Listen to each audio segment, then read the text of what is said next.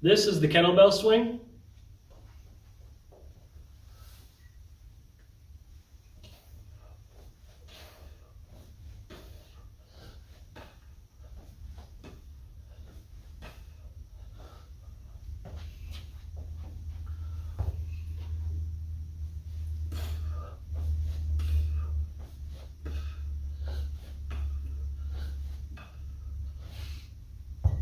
The kettlebell swing is designed to get explosive from the hip hinge position, and obviously we want to utilize our hips moving backward and forward to drive the momentum of the weight with the arms.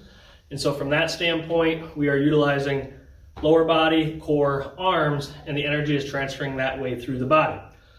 Some common things that can go wrong with the kettlebell swing is the start and the setup position. So oftentimes, if you notice, what I did with the weight is I had it far away from me, either on a platform or on the ground, so that the first move as I come back is between the legs, and then I can drive from there.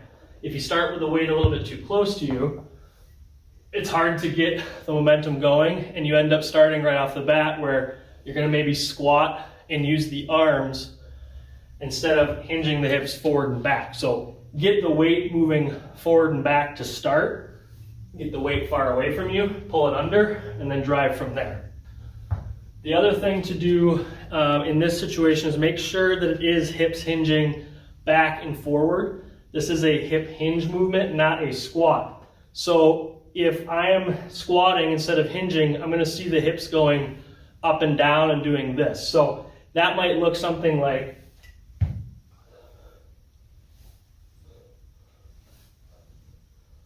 okay, what's going to happen there is I'm going to have to use my shoulders and my upper body a lot more to get that weight going, okay?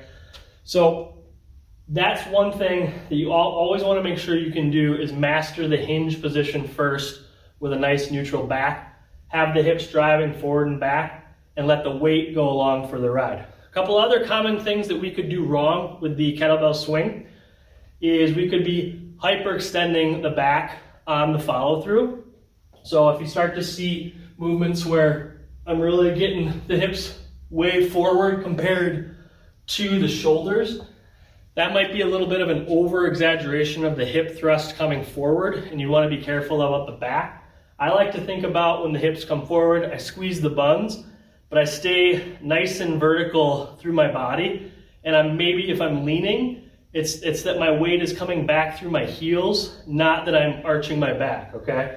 So I want to counteract that movement by getting through my heels, but I don't want to be arching my back and doing that. Lastly, the arm positioning is going to be somewhat important. I like to have a slight elbow flex with this as I come through so that I can actually use a little bit of the bicep and the shoulders and not just all of my grip. So we want a slight elbow flex. You notice from the front here, I want a slight elbow flex as I come up to shoulder height with that weight. And that weight stays maybe just a little bit closer to my body that way. And that'll help be more efficient through the upper body with the kettlebell swing. So that's the kettlebell swing. Again, key points. Make sure you can master the hinge movement first. Hips going back, spine nice and straight or neutral, not straight but neutral. And then those shins stay vertical the whole time, right? I'm not squatting. So if I start squatting, I'm going to be going up and down, and I'm going to really have to use a lot more of my shoulders to get that weight going, okay? And then looking at, watch out for hyperextension of the lower back or the hips coming too far forward, and watch out for arm positioning where if my elbows are too straight as I go with it, I'm going to be really using a lot more grip, which is still okay, but we want to get the shoulders and biceps involved. That is the kettlebell swing.